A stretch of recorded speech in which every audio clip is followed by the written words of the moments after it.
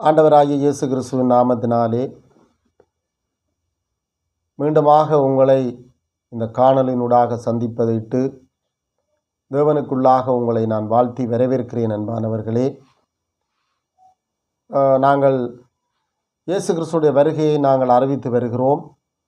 இது கடைசி காலம். அன்பானவர்களே, அவருடைய வருகைக்கு எங்களையும் ஆயத்தப்படுத்தி கொண்டு ஏனையவர்களை நாங்கள் ஆயத்தப்படுத்தும்படியான இந்த சுவிசேஷத்தை நாங்கள் மற்றவர்களுக்கும் பிரசங்கிக்க வேண்டும், அதை சொல்லிக் கொடுக்க வேண்டும். அப்படியாக அன்பானவர்களே, இயேசு கிறிஸ்துவானவர் சீக்கிரமாக வரப்போகிறார். இது கடைசி காலம் என்று வார்த்தை சொல்லுகிறது. நாங்கள் உலகத்திலே இப்போ பைபிளில் இருந்து நாங்கள் உலகத்திலே நடக்கிற சில காரியங்களை நாங்கள் வேதத்தினூடாக நாங்கள் பார்ப்போம். நாங்கள் திருப்பிக் கொள்ளுவோம். வெளிப்படுத்தல் 13ஆம் அதிகாரம், வெளிப்படுத்தல் 13ஆம் அதிகாரம் நாங்கள் 16 இருந்து அங்கே 18 வரைக்கும் நாங்கள் வாசித்து கடந்து செல்லுவோம். வெளிப்படுத்தல் 13ஆம் அதிகாரம் அங்கே 16 இருந்து நாங்கள் 18 வரைக்கும் வாசித்து கடந்து செல்வோம். அன்பானவர்களே, நான் வாசிக்கிறேன், கவனியுங்கள். 16வது வசனம்: அது சிறியோர் பெரியோர், ஐஸ்வர்யவான்கள், தரித்திரர், சுயாதீனர், அடிமைகள் இவர்கள் யாவருக்கும் தங்கள் தங்கள் வலது கையிலாவது நெற்றிகளாவது ஒரு முத்திரையை பெற்றுக்கொள்ளும்படிக்கும் அந்த மிருகத்தின் முத்திரையாவது அதன் நாமத்தையாவது அதன் நாமத்தின் இலக்கத்தையாவது தரித்து கொள்ளுகிறவன் தவிர வேறொருவனும் கொல்லவும் விற்கவும் கூடாதபடிக்கு செய்தது. இதிலே ஞானம் விளங்கும். அந்த மிருகத்தின் இலக்கத்தை புத்தியுடையவன் கணக்கு பார்க்க கடவன். அது மனுஷருடைய இலக்கமாக இருக்கிறது. அதனுடைய இலக்கம் 666 என்று சொல்லப்படுகிறது. அன்பானவர்களே, இது இந்த கடைசி காலத்துக்குரிய அடையாளங்கள். இப்போ உங்களுக்கு தெரியும், மத்தேயு 24ஆம் அதிகாரத்திலே சீசர்களிடத்திலே வந்து கேட்கிறார்கள். ஆண்டவரிடத்திலே வந்து சீசர்கள் கேட்கிறார்கள், ஆண்டவரே, உம்முடைய வருகைக்கும் உலகத்தின் முடிவுக்கும் அடையாளம் என்ன என்று அந்த 2 காரியத்தை ஒன்றாக கேட்கிறார்கள். ஒன்று உலகத்தின் முடிவை கேட்கிறார்கள், அடுத்தது உம்முடைய வருகைக்கு முன்பான அடையாளங்களை கேட்கிறார்கள். அப்போ ஆண்டவர் அந்த அடையாளங்களை சொல்லி கொண்டு வருகிறார். அங்கே நீங்கள் 5 இருந்து 7 வரைக்கும் பார்த்தீங்கன்னு சொன்னால் அங்கே 7 விதமான அடையாளங்கள் இருக்குது. மத்தேயு 24ஆம் அதிகாரத்திலே அங்கே நீங்கள் இந்த காரியங்களை பார்க்கலாம். இங்கே சொல்லப்படுகிற அந்த அடையாளத்தோடு இங்கே சொல்லப்படுகிற ஒரு அடையாளம் என்னவாக இருக்குதுன்னு சொன்னால், அங்கே சிறியோர் பெரியோர்கள் எல்லோரும், ஐஸ்வர்யவான்கள் எல்லோரும் என்ன செய்வார்கள் என்று சொன்னால், அங்கே வலது கையிலேயாவது நெத்தியிலேயாவது ஒரு முத்திரையை தரிப்பார்கள் என்று வார்த்தை சொல்லுகிறது. அன்பானவர்களே, அப்போ இந்த கடைசி காலத்திலே இப்போ இது கிட்டத்தட்ட 1900 வருஷம் இந்த வெளிப்படுத்தல் புஸ்தகம் எழுதப்பட்டு அங்கே யோவானுக்கு பத்மோ தீவிலே வைத்து ஆண்டவர் அங்கே, அதாவது 96ஆம் ஆண்டிலிருந்து இங்கே 96ஆம் ஆண்டு தான் அந்த புஸ்தகம் இந்த வெளிப்படுத்தல் புஸ்தகம் எழுதப்பட்டதாக அங்கே சொல்லப்படுகிறது. எனவே இந்த விஷயத்தை கவனித்து கொள்ளுங்க. கிட்டத்தட்ட 1900 வருஷத்துக்கு முன்பாக தேவன் எங்களுக்கு அங்கே முன்குறித்து இந்த காரியம் கடைசி காலத்திலே சம்பவிக்கும் என்று சொல்லப்படுகிறது. அப்போ இந்த கடைசி காலத்திலே எப்படி சம்பவிக்கும் என்று ஆண்டவர் சொல்லும் பொழுது, அங்கே சிறியோர்கள் பெரியோர்கள் தரித்திரர்கள் ஐஸ்வர்யவான்கள் எல்லாருடைய கைகளிலும் வலது கையிலேயாவது அல்லது நெத்தியிலேயாவது ஒரு முத்திரையை தரித்து கொள்வார்கள் என்று சொல்லப்படுகிறது.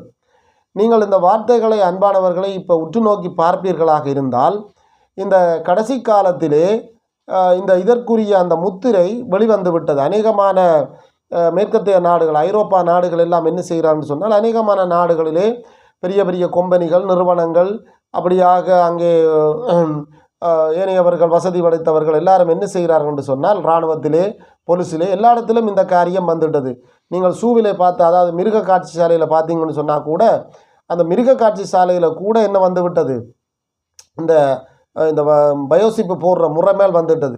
இந்த வலது கையிலேயாவது நெத்தியிலேயாவது முத்திரையை தரிப்பார்கள் என்று என்னென்று சொல்லப்படுதுன்னு சொன்னால், அங்கே பயோசிப் என்று சொல்லப்படுகிறது. அதாவது ஒரு அரிசி அளவு உயரம் இருக்கும். அந்த அரிசி அளவுக்குள்ள அரைவாசிக்கு என்னவாக இருக்கிறதாம், லிட்டியோன் பற்றி இருக்கிறது, அதாவது சாச்சேற பற்றி இருக்கிறது. அந்த அரைவாசிக்கு அடுத்த அரைவாசியில் இணையதளத்தோடு ஜாயின் பண்ணுவதற்கான காரியங்கள் இருக்கிறது. அன்பானவர்கள், இப்போ ஏன் இந்த முத்திரையை தரிப்பார்கள்? நீங்கள் ஏன் இந்த முத்திரையை தரிப்பார்கள் உங்களுக்கு ஒரு கேள்வி எழும் அன்பானவர்கள். அப்போ ஏன் இந்த முத்திரையை தரிக்கிறார்கள்? நீங்கள் கவனமாக ஆராய்ந்து பார்ப்பீங்கன்னு சொன்னால், அதாவது உலகம் எங்களை என்ன செய்கிறது, உலகம் எங்களை கண்காணித்து கொண்டிருக்கிறது அன்பான உலக பிரகாரமான அந்த உலக பிரகாரமானதுக்குரியவர்கள் எங்களை என்ன செய்கிறான்னு சொன்னால் கண்காணித்து கொண்டிருக்கிறார்கள். இப்போ நீங்கள் ஃபோனில் பார்த்தீங்கன்னு சொன்னால் முன்னுக்கு அந்த ஃபோனில் முன்பகுதியில் பார்த்தீங்கன்னு சொன்னால் ஒரு சிறிய கேமரா இருக்குது. அப்போ நாங்கள் அந்த ஃபோனில் பார்ப்போம். அப்போ என்ன செய்வோம், என்னென்னத்தை கண்காணிக்கிறோம், என்னென்ன பார்க்குறோம் என்றதெல்லாம் அங்கே ஒருவர் அதை கண்காணித்து கொண்டிருக்கிறார் அன்பானவர்களே. அப்போ அதைத்தான் ஆண்டவர் சொல்லுகிறார், இந்த வலது கையிலேயாவது நெத்தியிலேயாவது ஒரு முத்திரையை தரிப்பார்கள், அதில் எந்த விதமான பாகுபாடும் இல்லாதவர் சகல பேரும் தரிப்பார்கள் என்று வார்த்தை சொல்லுகிறது. அப்போ அந்த சகல பேரும் தரிக்கும் பொழுது எங்களை எப்படி கண்காணிக்கிறார் என்று நீங்கள் கவனித்து பார்த்தீங்கன்னு சொன்னால், இப்போ இந்த இணையதளத்தோடு வலது கையில் தான் கட்டாயம் போடணும். இப்போ அநேகமான நாடுகளில் என்ன செய்கிறான்னு சொன்னால் இடது கையிலையும் போடுறாங்க. ஆனால் பைபிள் சொல்லுகிறது வலது கையில் தான் போடணும். அப்போ வலது கையில் போட்டால் இதனால் என்ன பிரயோசனம் என்றதை நீங்கள் கவனமாக கண்காணித்து பார்த்தீங்கன்னு சொன்னால், இதால் தேவ பிள்ளைகளுக்கு இது ஆபத்தானது, ஆனால் உலக பிரகாரமானவருக்கு அது ஒரு நன்மையானது. அப்போ என்னவென்று சொன்னால், இப்போ எங்கள்கிட்ட இருக்கிற அனைத்து விதமான டாக்குமெண்ட்ஸுகளும் என்னவாக இருக்குமாம், இந்த வயோசிப்புக்குள்ளே வந்துடும். ஒரு சிரிஞ்சிலை வச்சு என்ன செய்கிறார், ஒரு 10 செகண்ட் இந்த சாதாரணமாக ஒரு நரம்பை தடவி ஊசி போடுற மாதிரி அவர்கள் என்ன செய்கிறார், நரம்பை தடவி இதில் இந்த நரம்புக்குள்ளே என்ன செய்வார், ஏற்றி விட்டுவார்கள். அது அப்படியே தான் இருக்கும், இதிலே இருக்கும். இதில் பார்த்தீங்கன்னு சொன்னால் அப்படியே இருக்கும், இந்த இடத்திலே அப்படியே இருக்கும், வலது கையில் இருக்கும் அன்பானவர்களே. அப்போ ஏன் அந்த காரியத்தை அவர்கள் கொண்டு வருகிறார்கள் என்று சொன்னால், எங்களை முழுமையாக கண்காணிப்பதற்காகத்தான் இந்த காரியத்தை கொண்டு வருகிறார்கள். அப்போ எங்களை முழுமையாக கண்காணிக்க வேணும். இப்போ நீங்கள் பார்த்தீங்கன்னு சொன்னால், எங்கள்கிட்ட இப்போ லைசன்ஸ் இருக்குது, குடும்ப கார்டு இருக்குது, மற்றது என்ன கிரெடிட் கார்டு இருக்குது, கடன் அட்டை இருக்குது, எல்லாம் இருக்கிறது. ஆனால் அதை பயன்படுத்தல சில நேரம் ஒன்று துளைந்து விட்டால், காணி உறுதி எல்லாம் சகலது ஆவணங்கள் என்ற பொதுவாக ஆவணங்கள் என்ன செய்யப்படும் சொன்னால் ஒன்று துளைந்து விட்டால் நாங்கள் எல்லா இடத்திலும் என்ன செய்கிறோம், பிரச்சனைகளை எதிர்கொள்ளுகிறோம், மற்ற எங்களோட நேரங்களை வீணடிக்கிறோம். அப்படியே கணக்கு நிறைய சம்பவங்கள் இருக்குது அன்பானவர்களே. அப்போ அதனால தான் என்ன நடக்குதுன்னு சொன்னால், இதற்குள்ளே இந்த வயோசிப்புக்குள்ளே வந்து விட்டால், அந்த வயோசிப்பை நீங்கள் வேணுமென்றால் இணையதளத்தில் போய் தேடி பாருங்கள் அன்பானவர்களே. வயோசிப்பை அடிச்சிங்கன்னு சொன்னால் அதை பற்றி முழுமையான விவரங்கள் எல்லாம் பெறும். அப்போ அந்த வயோசிப்பை இந்த இடத்துக்குள்ளே போட்டு விட்டால் அந்த இணையதளத்து இப்போ எங்களுக்கு மற்ற இடத்துல ஒரு டாக்குமெண்ட்ஸும் எங்களுக்கு தேவையில்லை அன்பானவர்கள். அப்போ எங்களுக்கு தேவையில்லை என்று சொன்னால் இப்போ என்ன மாதிரி இருக்குன்னு சொன்னால், நாங்கள் இப்போ ஒரு ஆஃபீஸ் ஒரு காரியாலயத்துக்கு போகிறோம், இல்லாட்டி ஒரு அலுவலாக போகிறோம். இப்போ எங்களுக்கு இது தேவை, இல்லாட்டி பொலிசுங்களை ரவிக்காரன் மறைக்கிறார், இல்லாட்டி ஒரு ஜிஎஸ்கிட்ட போகிறோம் என்று சொன்னால், இப்போ அவர் என்ன செய்வான்னு சொன்னால் ஸ்கேனர் வச்சுருப்பார்கள் ஃபோனில். இப்போ என்ன செய்வார்கள், டக்கண்டு எங்களோட கையன்கிட்ட சொல்வார்கள், நாங்கள் எங்கள்கிட்ட ஒன்றும் கேட்க தேவையில்லை. ஏன்னா எங்கள்கிட்ட இதில் முழு விவரமும் இருக்கிறது. எங்களோட பேர், எங்களுடைய அப்பான்ற பேர், எங்களுடைய அப்பான்ற பேர்கள், எங்களுடைய அம்மான்ற பேர், பிள்ளைகளோட பேர், சகலதும் என்னவாக இருக்குது, எங்களுக்கு எத்தனை சகோதரம், எங்களுடைய வாகனம் இருக்குதா, வீட்டு என்ன பொருட்கள் இருக்கிறது, அதாவது சகலவிதமான பொருட்களும் அந்த டாக்குமெண்ட்ஸில் இருக்கும், அந்த வயோசிப்பில் இருக்கும் அன்பார்கள். அப்போ எல்லாவற்றையும் என்ன செய்வான்னு சொன்னால், உங்களோட தனித்தனியாக அவர்கள் ஒன்றும் கேட்க வேண்டிய அவசியம் இல்லை. அவர்கள் சொல்வார்கள் கையை நீட்டுங்கள் என்று சொல்லி அவர்கள் என்ன செய்வார், ஃபோனில் அதை ஸ்கேன் பண்ணுவார்கள். ஸ்கேன் பண்ணினு சொன்னால் அங்கே அவர்களுக்கு என்ன செய்யும், ஃபோனில் சகல விதமான விவரங்களும் அவர்களுக்கு வரும். அப்போ அவர்களுக்கு எது தேவையோ அதை எடுத்து போட்டு அவர்கள் டிலீட் பண்ணி விடுவார்கள். இதை தான் கண்காணிப்புக்குள்ளே கொண்டு வருகிறார் அன்பானவர்கள். அப்போ இது பெரியோர்கள் சிறியோர்கள் எல்லாரும் போடுவார்கள் என்று வார்த்தை சொல்லுகிறது. இதில் எந்த விதமான பாகுபாடும் இல்லாமல் முழுவதும் போட வேணும் என்று வார்த்தை சொல்லுகிறது அன்பானவர்கள். இப்போ நீங்கள் இதில் அடுத்த 14வது வசனத்தை பார்த்தீங்கன்னா, அந்த மிருகத்தின் முத்திரையாவது அதன் நாமத்தையாவது அதன் நாமத்தின் லக்கத்தையாவது தரித்து கொள்ளுகிறவன் தவிர வேறொருவனும் கொல்லவும் விற்கவும் கூடாதபடிக்கு செய்ததென்று சொல்லப்படுது. உங்களுக்கு தெரியும் மிருகம் என்றால் என்ன, உங்களுக்கு தெரியும் மிருகம் என்று சொன்னால் அரசாங்கம் தானியேல் 7ஆம் அதிகாரத்திலே அங்கே 24வது வசனத்தில் நீங்கள் பார்த்தீங்கன்னு சொன்னால் ஒரு மிருகம் எழும்பி வரும், அது ராஜ்யாக்கள் அரசாங்கங்களை குறிக்கிறதாக சொல்லப்படுகிறது.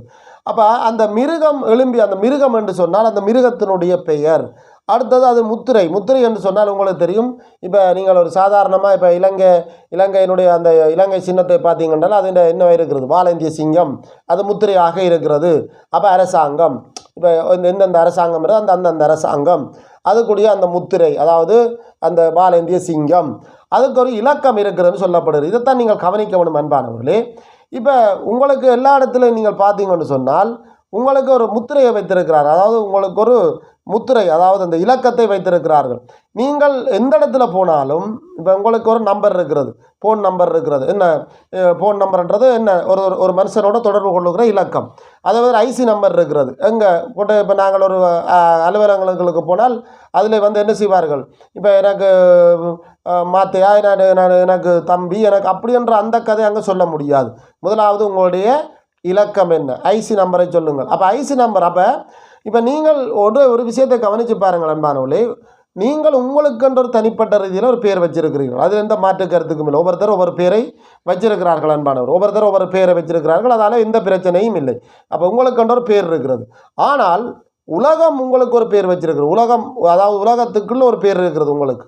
அதுதான் என்னவாக வச்சிருக்கிறேன்னு சொன்னால் இலக்கம், நம்பரில் பேர் வச்சிருக்கிறார்கள். அது நீங்கள் என்னவாக இருந்தாலும், நீங்கள் விஏபியாக இருக்கலாம், இல்லாட்டி யார் அமைச்சராக இருக்கலாம், யாராயும் இருக்கலாம், உங்களுக்கு எல்லாருக்கும் ஒரு பொதுவாக ஒரு நம்பர் ஒன்று வைக்கப்படாது. உலகம் உலகம் உலகம் பூராகவும் வைக்கப்பட்டிருக்கிற அந்த நம்பர், அந்த நம்பரில் தான் அன்பானவர்களே உங்களை என்ன செய்கிறார்கள், பதிவு செய்து வச்சுருக்க. இப்போ ஒரு ஆளுக்கு இப்போ கண்ணன் என்று சொன்னால், கண்ணனில் இப்போ எத்தனை ஆயிரம், எத்தனை கோடிக்கணக்கான கண்ணன் இருப்பார்கள், இல்லை லட்சக்கணக்கில் கண்ணன் இருப்பார்கள்.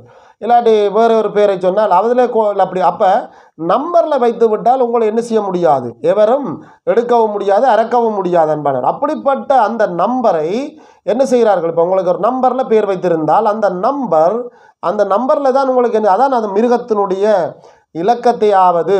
அப்போ அங்கே படி காத்திங்கன்னு சொன்னால் அந்த இலக்கம், அதாவது மிருகம், அடுத்தது அதனுடைய முத்திரை, அதனுடைய இலக்கம், அப்போ அந்த நம்பர். அப்போ இப்போ இலங்கை அரசாங்கம் வைக்கிறது அந்த இலக்கத்தை அவர்கள் பார்க்கவில்லை. அதாவது இப்போ ஆனால் வரப்போகிற அந்தி கிறிஸ்து அவனுடைய இலக்கம் தான் இந்த நம்பருக்குள்ளே பேர் வருகிறது அன்பார்கள். இது இப்போ ஒவ்வொரு நாட்டிலையும் எல்லாரும் என்ன செய்கிறார்கள், இப்போ இப்போ இலங்கைக்கு வந்து குடும்ப கார்டன் இருக்கிறது, இந்தியாவில் வந்து ஆதார் கார்டன் இருக்கிறது. அப்போ ஒவ்வொரு நாட்டிலையும் ஒவ்வொரு காட்டுகள், ஒவ்வொரு குடும்பங்களுக்கு ஒவ்வொரு காட்டுகள் இருக்குது. அப்போ இது எல்லாத்துலேயும் என்னவாக இருக்குதுன்னு சொன்னால் பொதுவான நம்பர் இருக்கிறது. அந்த நம்பர் வந்து சர்வதேசத்தோட தொடர்புபடுத்தப்பட்ட இலக்கமாக இருக்க வேண்டும். அப்போ இதைத்தான் நாங்கள் அதை வாங்குறவர்களும் வாங்குறவர்களும் கொள்ளுகிறவர்களும் தவிர வேறொருவரும் விற்கவும் கூடாதபடிக்கு செய்தென்று வார்த்தை சொல்லுவோம். அப்போ இந்த நம்பர் இருக்க வேண்டும். இப்போ எல்லாருக்கும் இந்த நம்பர் இருக்கிறது அன்பான, உலகம் பூராகவும் இந்த நம்பர் இருக்குது. இதை வந்து ஆண்டவர் சொல்லுகிறார் 18வது வசனத்திலே, இதில் ஞானம் விளங்கும் அந்த மிருகத்தின் இலக்கத்தை புத்தியுடையவன் கணக்கு பார்க்க கடவன். அது மனுஷனுடைய இலக்கமாக இருக்கிறது. அதனுடைய இலக்கம் 666ஆக இருக்கிறது என்று வார்த்தை சொல்லுகிறது அன்பானவர்கள். அப்போ கவனித்து பாருங்கள் அன்பானவர்களே. அப்போ ஒரு இலக்கம் வந்து அங்கே 666 பெற வேணும். 666 வந்தால் அது மிருகத்தினுடைய இலக்கம். இன்றைக்கு அநேகமான என்ன செய்ய 666 ஏன் 6 விரும்புகிறான் பிசாசானவன், 666 ஏன் விரும்புகிறான்றதுக்கு முதலாவது காரணத்தை கண்டுபிடிக்க வேண்டும். உங்களுக்கு தெரியும், ஆண்டவர் ஆதிகாமத்தில் நீங்கள் பார்த்தீங்கன்னு சொன்னால் எல்லாவற்றையும் ஆண்டவர் முதலாவது உண்டாக்குகிறார். எல்லா சகல விதமான காரியங்களையும் ஆண்டவர் உண்டாக்கி போட்டு 6ஆம் நாத்து தான் என்ன செய்கிறார், ஆண்டவர் ஆதாமை உருவாக்குகிறார், ஏவாளை உருவாக்குகிறார், அதுக்கு அடுத்ததாக மிருகங்களை உருவாக்குகிறார். அப்போ உங்களுக்கு தெரியும் 6ஆம் நாத்து அங்கே மனுஷர் உண்டாக்கப்படுகிறார், அடுத்தது மிருகங்கள் உண்டாக்கப்படுகிறது, அடுத்தது மரஞ்செடி கொடிகள் உண்டாக்கப்படுது. 6ஆம் நாத்து படைப்பு என்பது அவனுக்கு என்னவாக, 6ஆம் நாத்து மனுஷனை படைத்தபடியினாலே, ஆதாமையும் ஏவாளையும் ஆண்டவர் உண்டாக்கினபடியினாலே அவன் அந்த 6ஆம் நாத்துக்குரிய காரியங்களை அதில் 3-6 இருக்குது அன்பானவர்களே. அப்போ இது ஒன்று தான் எவிடன்ஸாக இல்லை அன்பானவர். அடுத்தது நீங்கள் நேபுகாத்நேச்சர் அங்கே ஒரு தூரா சமவெளியில் என்ன செய்கிறார், பொற்சிலையை நிறுத்துகிறார். அப்போ அதில் வந்து அவர் பார்த்தீங்கன்னு சொன்னால் 6 முழ 60 முழ உயரமும் 6 முழ அகலமும் 6 கீத வாத்தியங்களும் வாசிக்கிறது. அங்கேயும் 6 என்ற ஒரு மாதிரி வந்துடுது.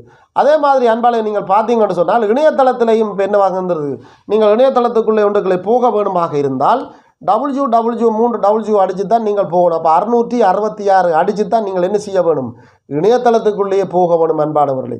அப்படியாக இணையதளத்தையே அன்பானவர்களே என்ன அந்த அடையாளத்தையே 666 வச்சு நீங்கள் இப்படி வட்டம் அடித்ததை நீங்கள் அந்த இதை பார்த்தீங்கன்னு சொன்னால் அதில் நடுவில் வட்டம் அடித்து அதுக்கு ஒரு நிறம் கொடுத்திருப்பார், அப்படியே மேலே ஒரு வட்டம் அடித்து அதுக்கு ஒரு நிறம் கொடுத்திருப்பார்கள். அதில் நீங்கள் என்ன செய்யலாம், 666 நீங்கள் கண்டு கொள்ளலாம் அன்பானவர்களே. அப்போ இதை புத்தி உடையவன் கணக்கு பார்க்க கடவன் என்று சொல்லப்படுகிறது. அப்போ இந்த 666 அவனை ஏன் விரும்புகிறான் என்று நீங்கள் பார்த்தீங்கன்னு சொன்னால் அப்போ இந்த 666க்குள்ள ஒரு விசேஷமான காரியம் இருக்குது அன்பானவர்களே. அப்போ அந்த விசேஷமான காரியம் எப்படி என்று சொன்னால் 666, அதாவது இந்த இலக்கத்தை புத்தியுடையவன் கணக்கு பார்க்க கடவன். அப்போ இந்த சர்வதேசத்துக்கு நூடாக உலகம் பூராகவையும் ஒரே கொண்டோலுக்குள்ளே கொண்டு வர வேண்டும் என்று சொன்னால் இந்த 666க்குள்ளே இப்போ வலையமைப்பு என்று சொல்லுகிறோம். வலையமைப்பு என்னவாக இருக்கிறது? 666ஆகத்தான் இருக்கிறது. அதாவது நீங்கள் 3 WG அடித்து தான் நாங்கள் இணையதளத்துக்குள்ளே போகிறோம். வலை அமைப்பு என்று சொல்லப்படுகிறது. அதே மாதிரி தான் இப்போ நீங்கள் கடன் அட்டை கிரெடிட் கார்டை பார்த்தீங்கன்னு சொன்னால் பின்னுக்கு என்னவாக இருக்கிறது? 16 இலக்கம் இருக்கிறது அன்பானவர்கள். அப்போ 16 இலக்கம் இருந்தால் அடுத்தது 16 இலக்கத்தோடு சேர்ந்தால் கம்ப்யூட்டருக்கு 2 இலக்கம் இருக்குது, வைஸ்னரி என்று சொல்லுவார்கள். 0ம் 1ம் இருக்கிறது. அந்த 0ம் 1க்குள்ளேயும் தான் எப்படியாக இருக்கிறது? முழு இலக்கம், முழு என்ன விதமான தகவலையும் அந்த வைஸ்னரி, அதாவது 0ம் 1க்குள்ளேயும் 1ம் 0க்குள்ளேயும் 1க்குள்ளேயும் தான் என்னவாக இருக்கிறது? எல்லாத்தையும் சரி. அப்போ வெளியில் என்னவாக இருக்கணும்? 16 இலக்கம் இருக்கணும். அந்த 16 இலக்கம் தான் இந்த கிரெடிட் கார்டில் இருக்கிறது. நீங்கள் பின்பக்கம் திருப்பி பார்த்தீங்கன்னு சொன்னால் இந்த 3 இடத்துல 4 இடத்துல 4 4ஆக இருக்கிறது. அதில் 16 இலக்கம் இருக்கிறது. இப்போ ஃபோன் நம்பரை பார்த்தீங்கன்னு சொன்னால் அதில் இப்போ நீங்கள் இப்போ 10 நம்பர் தான் தரப்பட்டிருக்குன்னு நீங்கள் நினச்சி கொண்டிருக்கிறது இல்லை அன்பானவர்களே. முன்னுக்கு ப்ளஸ் அடித்து அங்கே 94 அடிச்சிருப்பார்கள். அப்போ அதில் என்ன வருது? ப்ளஸ்ன்னு சொன்னால் 00 94. அப்போ மொத்தம் எத்தனைவாக வந்துட்டது? 14 இலக்கம் வந்துட்டது. ஏன்னா 2 இலக்கம் பெறணும். இப்போ வருகிற பழைய ஏற்பாட்டு ஐசிகளை பார்த்தீங்கன்னு சொன்னால் 9 நம்பர் இருக்கிறது. அங்கே இப்போ வருகிற ஐசிகளை பார்த்தீங்கன்னு சொன்னால் 12 இலக்கம் இருக்கிறது அன்பானவர்களே. அப்போ இதில் 16 இலக்கமாக வரும் பொழுது தான் எல்லாவற்றையும் கொண்டு வந்து எல்லாம் 16 இலக்கமாக வரும் பொழுது அந்த 2 இலக்கத்தையும் சேர்க்க வேண்டும். இந்த கம்ப்யூட்டர் 2 இருக்குதுதான் மொத்தம் 18 இலக்கம் பெற வேண்டும் என்பார்கள். அப்போ மொத்தம் 18 இலக்கம் வருமாக இருந்தால் என்னவாக இருக்குமாம்? 3 6ஆக பிரிப்பார்கள். இது அந்த 3 6 என்னென்று வருதுன்னு சொன்னால் முதலாவது 6 நாங்கள் இருக்கிற இடங்களை குறிப்பதாகவும், 2ஆம் 6 நாட்டை குறிப்பதாகவும், 3ஆம் 6 அதாவது சர்வதேசத்தை குறிப்பதாகவும் இருக்கிறது அன்பானவர்கள். எனவே அதைத்தான் புத்தி உடையவன் கணக்கு பார்க்க கடவன் என்று சொல்லப்படுகிறது. இந்த வார்த்தை அன்பானவர்களை இந்த கடைசி காலத்திலே எங்களை கண்காணிப்பதற்காகவும், எங்களை என்ன செய்ய வேணுமாம்? எங்களை கண்டுபிடிப்பதற்காகவும் எப்படியாக இருக்கிறதாம்? அங்கே இந்த இந்த இந்த இந்த பகுதி, அதாவது இந்த வயோசிப்பை இப்பொழுது போடுவதற்கு உலக நாடுகள் எல்லாம் ஆயத்தப்படுத்தப்பட்டு போட்டுக்கொண்டும் இருக்கிறார்கள். சரி, இந்த வயோசிப்பை போட்டால், அதாவது இந்த வயோசிப்பை போட்டால் போடுகிறவர்களுக்கு என்ன நடக்கும் என்று சொல்லி வெளிப்படுத்தல் 19ஆம் அதிகாரம் 20வது வசனத்திலே ஆண்டவர் சொல்லுகிறார். அதாவது வெளிப்படுத்தல் 19ஆம் அதிகாரம் 20வது வசனத்திலே சொல்லுகிறார், என்ன நடக்கும் என்று நான் வாசிக்கிறேன், கவனியுங்கள். அப்பொழுது மிருகம் பிடிக்கப்பட்டது. மிருகத்தின் முன்பாக செய்த அற்புதங்கள், அதன் முத்திரையை தரித்தவர்களையும் அதன் சொரூபத்தை வணங்கினவர்களையும் மோசம் போக்கின கள்ளத்தீர்க்கதரிசியுடன் கூட பிடிக்கப்பட்டான். இருவரும் கந்தகம் எரிகிற அக்கினி கடலிலே உயிரோடு தள்ளப்பட்டார்கள் என்று வார்த்தை சொல்லுகிறது அன்பானவர்கள். அப்போ வடிவாக்களுங்கள் அன்பானவர்களே, முத்திரை தரித்தால், அதாவது இந்த தேவ பிள்ளைகள், ஆண்டவருடைய பிள்ளைகள் இந்த வயோசிப்பை என்ன செய்யப்படும்? தரிக்க கூடாது என்று வார்த்தை சொல்லுகிறார். அப்போ இந்த முத்திரை தரித்தால் அன்பானவர்களே என்னவாக வருமாம்? நரகத்துக்குள்ளே தள்ளப்படுவார்கள் என்று வார்த்தை சொல்லுகிறது. சரி, இன்னொரு வசனத்தை நாங்கள் எடுத்து பார்ப்போம். வெளிப்படுத்தல் 16ஆம் அதிகாரம் 13 இருந்து 15 வரைக்கும் வாசிக்கிறேன், கவனியுங்கள். வெளிப்படுத்தல் 16ஆம் அதிகாரம் 13 இருந்து 16 வரைக்கும் 13 இருந்து 16 வரைக்கும் வாசிக்கிறேன், கவனியுங்கள். அப்பொழுது வலுசர்ப்பத்தின் வாயிலிருந்தும் மிருகத்தின் வாயிலிருந்தும் கள்ளத்தீர்க்கதரிசியின் வாயிலும் இருந்தும் தவளைக்கொப்பான 3 அசுத்த ஆவிகள் புறப்பட கண்டேன். அவைகள் அற்புதங்கள் செய்யத்தக்க பிசாசின் ஆவிகள். அவைகள் பூலோகம் எங்கும் உள்ள ராஜாக்களையும் சர்வ வல்லமுள்ள தேவனுடைய மகா நாளில் நடக்கும் யுத்தத்துக்கு கூட்டி சேர்க்கும்படிக்கும் புறப்பட்டு போகின்றது. இதோ திருடனைப் போல் வருகிறேன். நான் மனம் மாறப்படத்தக்கதாகவும் நிர்வாணமாக நடக்காதபடிக்கு விழித்து கொண்டு வஸ்திரங்களை தரித்து கொள்ளுகிறவன் பாக்கியவான் என்று சொல்லப்படுகிறது. அப்போ நாங்கள் அன்பானவர்களே அவருடைய வருகைக்கு எங்களை ஆயத்தப்படுத்துகிறோம். அவருடைய வருகை திடீரென்று வரும். நாங்கள் விழித்திருந்து ஆண்டவரை நோக்கி பார்க்கும்படியாக தேவன் எங்களுக்கு முன்னறிவித்திருக்கிறார் அன்பானவர்கள். எனவே நாங்கள் வயோசிப்பை போடுவதை கிறிஸ்தவ பிள்ளைகள் அன்பானவர்களை தவிர்த்து கொள்ளுங்கள். தேவன் அது நடைமுறைக்கு வரும் பொழுது கர்த்தர் தாமே எங்களை என்ன செய்வாராம்? அங்கே மீட்டுக்கொள்ள வல்லவராக இருக்கிறார். நாங்கள் கண்களை மூடுவோம்.